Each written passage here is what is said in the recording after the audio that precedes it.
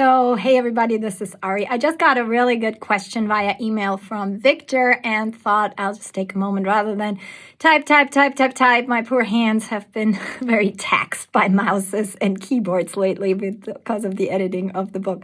So I'm just going to answer this via video. So Victor asked, I'm paraphrasing your email, Victor, but he said he's a beginner on the beginner side of things and is looking to buy a Fretless. And should he even do that? Should he wait? It's a very, very good and thoughtful question. So here is the thing. New gear is exciting. It's super fun. It can keep you going. It can be a total boost.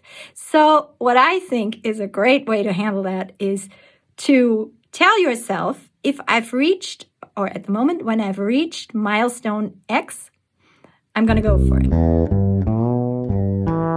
There are a couple of milestones that I recommend, and one is my new book that's about to come out.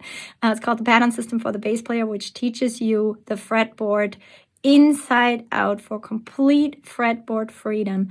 And it deals with all these distances that you as a fretless player will need. So what I recommend is you get a fretted bass. Make sure it's got the same scale length as the fretless you're going to get. You don't want a short scale for your pattern practice and then a fretless for your, for when you play in the band. That would make for very bad surprises because the short scale has much shorter distances and you're going to train your fingers according to the distances, and then you pick up the fretless and it's a little wider. Of course, that's disaster waiting to happen, right? So be careful if you play short scale.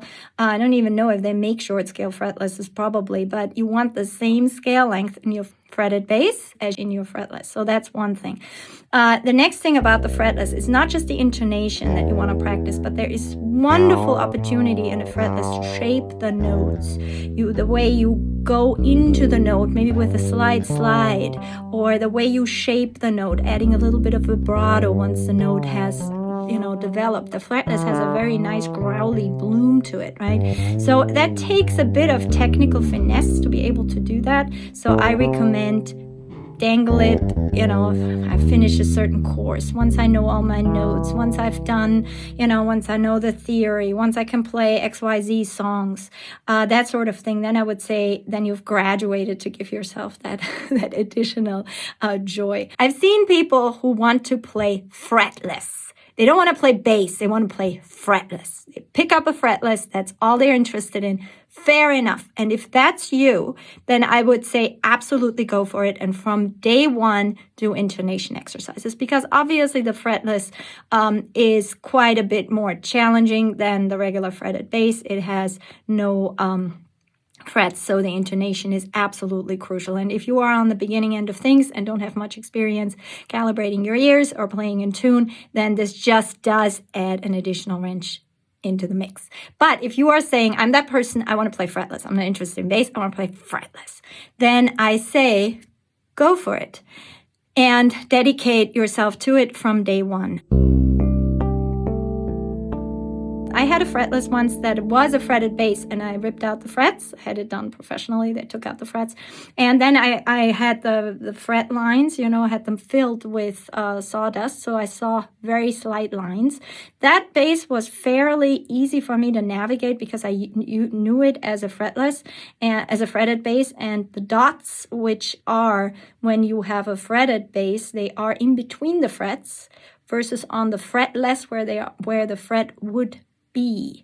So that is also a little bit of a consideration, is if you have a fretted bass and you are defretting it and then you fill in the spaces with sawdust, will be an easier transition than when you go to a fretboard that only has the dot where the fret would be.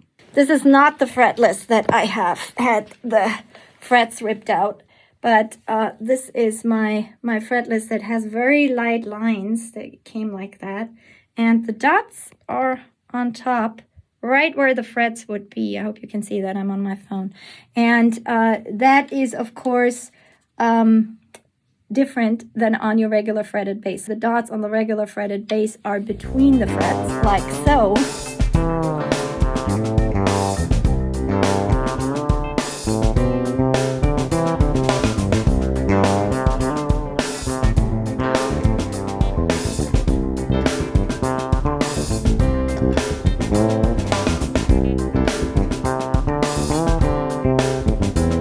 want to be aware of that difference.